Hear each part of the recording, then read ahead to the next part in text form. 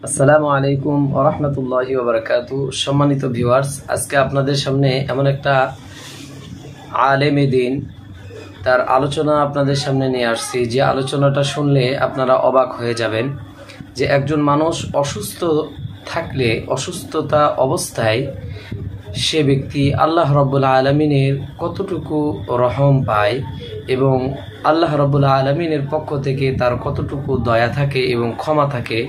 এই আলেমে দ্বীনের মুখ থেকে আপনারা শুনুন। আসুন আমরা আলোচনাটা শুনি। তিরমিজি শরীফের 2402 নম্বর হাদিস। وعن جابر بن عبد الله رضي الله تعالى عنهما قال رسول الله صلى الله عليه وسلم يود أهل العافية يوم القيامة।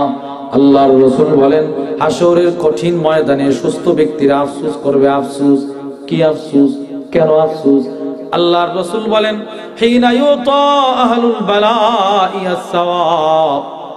হাশরের ময়দানে অসুস্থ ব্যক্তিদেরকে যখন আল্লাহ পুরস্কার দিবেন, পুরস্কার, তখন আমরা যারা সুস্থ আমরা আফসোস করব। এবার আফসোস করে কি বলবেন?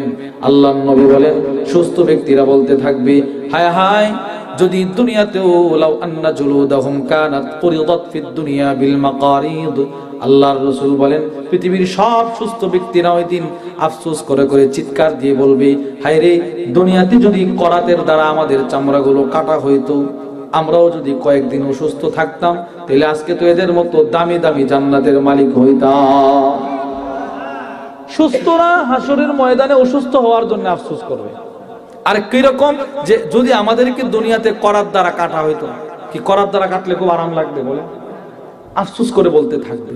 তাহলে কি বুঝলেন? অসুস্থতা নিয়ামত। বলেন, অসুস্থতা কি? বলেন আসলে অসুস্থতা কি? নিয়ামত। আচ্ছা, এখানে একটা বিষয় থেকে যায়, অসুস্থ ব্যক্তিদের জান্নাতের নিয়ামত দেখে সুস্থরা আফসোস করবে। উচিত তো ছিল অসুস্থরা আফসোস করা, কারণ অসুস্থ যারা তারা কি বেশি ইবাদত করতে পারে না যারা সুস্থ? তারা যারা সুস্থ, যারা ভালো, এরা বেশি ইবাদত করতে পারে, অসুস্থরা তো বেশি ইবাদত করতে পারে না।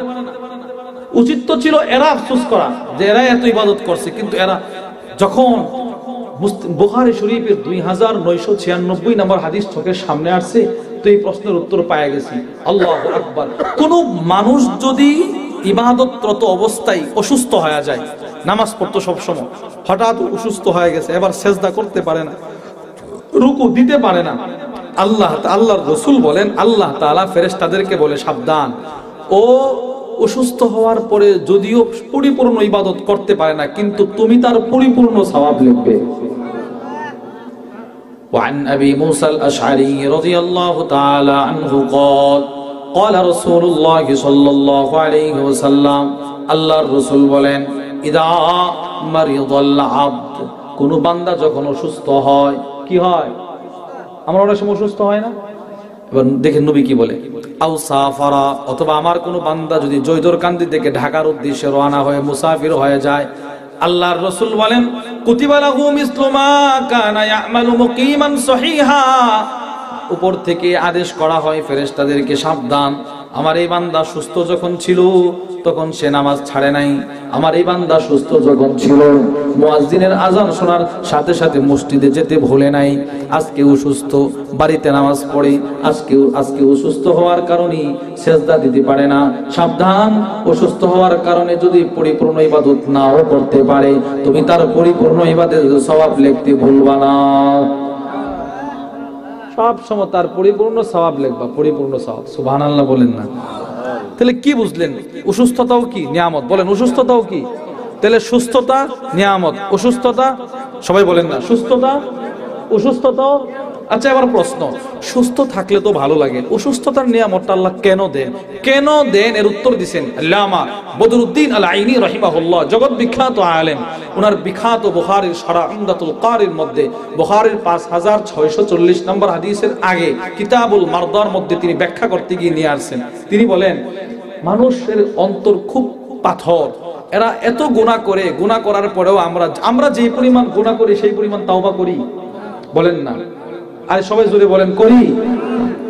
প্রতি সেকেন্ডে সেকেন্ডে গুনাহ করতেছি, কিন্তু তাওবা সেই পরিমাণ করি না। তো তিনি জবাব দিয়েছেন, তিনি বলেন, আল্লাহু আকবার। আল্লাহর রাসূল বলেন, বান্দা যেহেতু তাওবা করে না, আল্লাহ মাঝে মধ্যে তার অল্প অল্প কষ্টের জ্বর দিয়ে, কিছু ডায়াবেটিস দিয়ে, কিছু রোগ দিয়ে তার গুনাহ ক্ষমা করে, তার দুনিয়া থেকে পবিত্র করে